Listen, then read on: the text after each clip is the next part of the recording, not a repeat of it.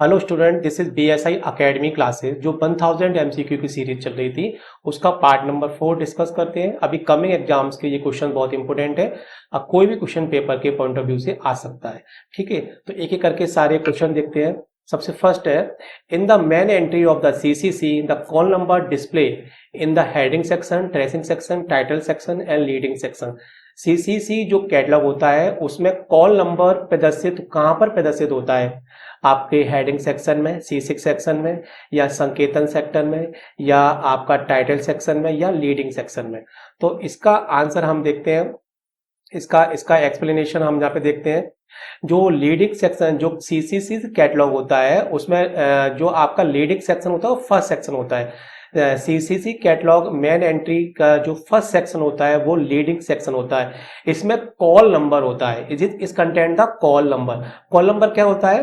The call number जिसमें class का number और बुक का नंबर इंक्लूड रहता है, जिसके अंदर बुक का क्लास का नंबर और बुक का नंबर इंक्लूड रहता है, जो कि लीडिंग सेक्शन में पेंसिल के द्वारा लिखा जाता है।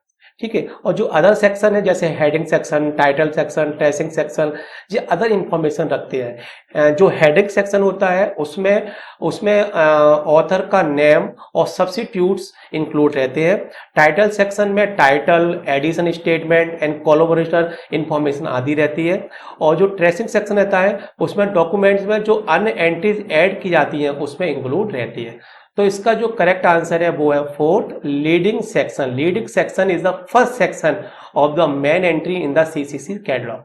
Leading section is the first section, जो पहला सेक्शन होता है सीसीसी कैटलॉग की मेन एंट्री के अंदर। ठीक है, अब देखो अब नेक्स्ट, तो इसका करेक्ट आंसर हो गया आपका फोर्थ वाला, लीडिंग सेक्शन। ठीक, नेक्स्ट देखते हैं। ई ग्रंथालय is the library software is developed by. पुस्तकालय सॉफ्टवेयर में ई ग्रंथालय किसके द्वारा विकसित किया गया था? सेंडॉग, डेसीडॉग, इन्फ्लिनेट एंड एनआईसी। इसका करेक्ट आंसर जो है वो है आपका NIC. NIC is the correct answer. अब कैसे करेक्ट है इसको थोड़ा देख लेते हैं। लाइब्रेरी सॉफ्टवेयर जो ई ग्रंथालय है, जो एनआईसी, नेशनल इंफॉर्मेटिक्स सेंटर के द्वारा डेवलप किया गया था। Ministry of electronics and information technology, government of India के द्वारा इसको डेवलप किया गया था। यह एक डिजिटल प्लेटफॉर्म होता है आपके लाइब्रेरीज को ऑटोमेट करने में और नेटवर्क गवर्नमेंट में नेटवर्क करने के लिए। इसका जो लेटेस्ट वर्जन होता है वो 4. ई ग्रंथालय 4.0 है, जिसमें क्लाउड बेस्ड एप्लीकेशन उपयोग की जाती है, सॉल्यूशन मिलता है। तो इसका जो करेक्ट आंसर है वो है आपका सी, एनआईसी। एनआईसी मतलब national informatics centres, ministry of electronics informatics technology, government of India के द्वारा इसको डेवलप किया गया था। ठीक है, अब हम देखते हैं नेक्स्ट क्वेश्चन। देखते हैं नेक्स्ट क्वेश्चन क्या है हमारा। तो इसका तो करेक्ट आंसर हो गया आपका NIC. Who develop the open access thesis and dissertation projects. Open access thesis and dissertation, OATD project परियोजना किसने विकसित किया था? माइकल हार्ट, आपके सैली स्टीडजन, थॉमस डॉलिंग एंड क्रिस्टन नेटी। इसका करेक्ट आंसर है वो है आपका सी मतलब थर्ड नंबर है इसका करेक्ट आंसर। थॉमस डॉलिंग के द्वारा इसको डेवलप किया गया था। ठीक है, थॉमस डॉलिंग कौन थे तो इसको देख लेते हैं। थॉमस डॉलिंग के द्वारा डेवलप किया गया था, जो कि डायरेक्टर थे technology, Jane Smith Ronald library and backup universities के डायरेक्टर थॉमस डॉलिंग, जो कि डायरेक्टर थे। ठीक है, अब हम देखते हैं नेक्स्ट क्वेश्चन। नेक्स्ट क्वेश्चन देख लेते हैं। नेक्स्ट क्वेश्चन क्या है हमारा। Who was the publisher of the book recording Ranganathan reordering Ranganathan shifting user various shifting priorities 2014। पुस्तकालय reordering Ranganathan shifting user behaviour shifting priority, कौन इसका प्रकाशक कौन था? इसने किसने इसको पब्लिश किया था? तो इसका जो करेक्ट आंसर, 4 ऑप्शन दिए हैं, OCLC, यूनेस्को, ILA, इफ्ला। इसका करेक्ट आंसर आपका one is the correct answer. OCLC research is the correct answer. Publisher of the book reordering के बिहेवियर, OCLC, जो कि जिसके पब्लिशर थे OCLC रिसर्च। इस बुक के जो ऑथर थे वो थे लिन सिलिपिंगी, कन्वे एंड लेक्सन एम फाइनलियर। इसके आपके कौन थे? इसके बुक के ऑथर थे। ठीक है, आगे देखते हैं। नेक्स्ट क्वेश्चन देखते हैं। इन विच ईयर बाज H index proposed, H index जो होता किस वर्ष प्रस्तावित किया गया था, 2007, 2003, 2005, 2001। इसका करेक्ट आंसर है आपका 3, 2005 में एच इंडेक्स को प्रपोज किया गया था। कब किया गया था? 2005 में। तो एट इंडेक्स को 2005 में प्रपोज किया गया था, और प्रपोज किसके द्वारा किया गया था? जॉर्ज एट हिर्स के द्वारा किया गया था, जो कि फिजिसिस्ट थे। पब्लिश किया गया था PNAS proceeding of national academy of library of USA के द्वारा इसको पब्लिश किया गया था, जिसका पब्लिश, ठीक है। तो इसका करेक्ट आंसर आपका है आपका third is the correct answer. Next question देखते हैं। नेक्स्ट क्वेश्चन क्या है अपना?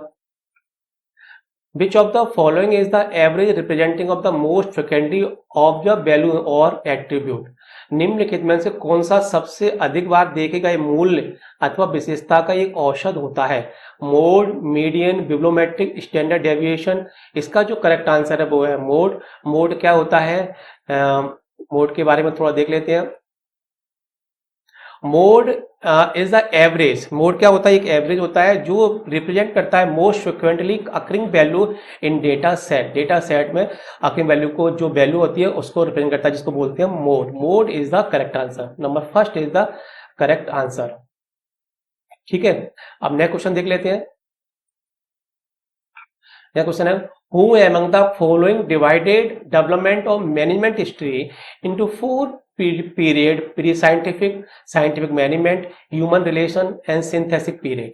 निम्न में से किसने प्रबंधन इतिहास के विकास को 4 कालखंडों में पूर्व वैज्ञानिक, वैज्ञानिक प्रबंधन, मानव संबंध और संश्लेषण कार्य में विभाजित किया गया था? इसके 4 ऑप्शन है, तो इसका जो करेक्ट आंसर है वो है आपका दूसरा, बी। दूसरा Peter Jordan and Colin and इसके करेक्ट इसके पीटर जॉन एंड कॉलिन जो है इसके मान इवेल्युएशन के टाइम पर इसको इवेल्युएट किया गया था 4 थ्योरीज में, जिसमें divide to 4 period: P scientific management, science management, human से। ठीक है, तो इसका करेक्ट आंसर आपका है Peter Johns and Carl Roberts. Next question देखते हैं। PERT, PERT, PERT and CPMR क्या है? Tool for market research, modes of organize behaviour, types of financial analysis methods, technique for project management. क्या है ये? तो इसका करेक्ट आंसर वो है tools for techniques for project management. इसका करेक्ट आंसर आपका क्या है? टेक्निक्स है प्रोजेक्ट मैनेजमेंट की, जो टेक्निक, इसको टेक्निक बोलते हैं। पर्ट क्या होता है? Program evaluation and review techniques. And CPM क्या होता है? क्रिटिकल पाथ मेथड, जो कि प्रोजेक्ट मैनेजमेंट टेक्निक्स हैं। इनका जो हेल्प करता है आपकी प्लानिंग में, शेड्यूलिंग में, कंट्रोलिंग में, लार्ज प्रोजेक्ट को विजुलाइज करने में और नेटवर्क पर उनको इंटरकनेक्ट एक्टिविटीज करने में इसका प्रोजेक्ट का काम होता है। अब देखते हैं नेक्स्ट क्वेश्चन। नेक्स्ट क्वेश्चन क्या है?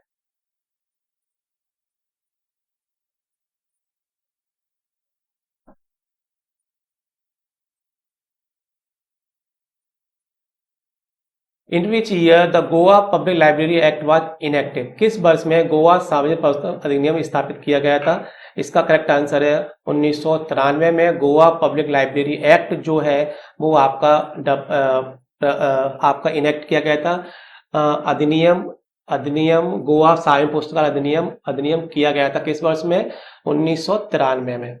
तो इसमें देखते हैं कौन कौन से एक्ट है। तमिलनाडु स्टेट का जो है ऐसे मद्रास स्टेट लाइब्रेरी एक्ट जो 1948 में इसको इनेक्ट किया गया था। Andhra Pradesh state public library 1960 में, कर्नाटका पब्लिक लाइब्रेरी 1965 में, महाराष्ट्र पब्लिक लाइब्रेरी एक्ट 1967 में, आपका वेस्ट बंगाल 1979 में 79 में, Manipur state library 1988, Goa public library 1993 और Mizoram public library act 1993, Kerala public library 1989 89 और Gujarat public library 2001, Orissa 2001, Uttarakhand state library act 2005, Rajasthan state library 2006, UP state library 2006 और Lakshadweep state library 2007 Chhattisgarh library act 2009 and Bihar state public library 2008 और Arunachal state library 2009 में इसको विकसित किया गया था। इस तरह से हमने यहाँ पर इम्पोर्टेंट क्वेश्चन देखे पेपर के पॉइंट ऑफ व्यू से। कुछ इंपोर्टेंट क्वेश्चन यहाँ पे हमने देखे पेपर के पॉइंट ऑफ व्यू से, बहुत इंपोर्टेंट, जो हमने एक एक करके इनको एक्सप्लेन किया। अब हम नए और क्वेश्चन लेके आएंगे आपके लिए नए सेक्शन में नई एनर्जी के साथ। तब तक के लिए धन्यवाद, थैंक यू, शुक्रिया।